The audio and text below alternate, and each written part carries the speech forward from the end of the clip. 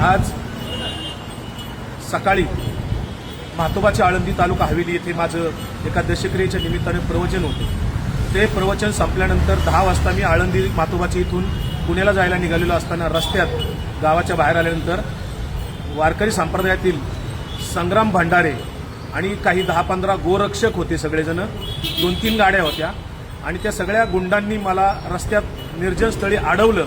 माझी गाडीवर मला उतरून माझ्या अंगावर 2-3 शाईच्या बाटल्या ओतल्या, मला धक्काबुक्की केली आणि 2 जणांच्याकडे रिव्हॉल्वर होते। ते सगळेजण मला जीवे मारण्याची धमकी देत होते। तितक्यात लोक जमत असताना ते मात्र तात्काळ पळून गेले। मी त्या सर्वांचा निषेध करतो। संग्राम भंडारे आणि त्याच्यासोबत आलेले सगळे जे काही 10-15 गुंड होते, गाड्या घेऊन आलेले, त्यांच्यावर पोलिसांनी तात्काळ कायदेशीर कारवाई करावी। मी लोणी काळभोर पोलीस स्टेशनला इथे फिर्याद देण्यासाठी आलेलो आहे।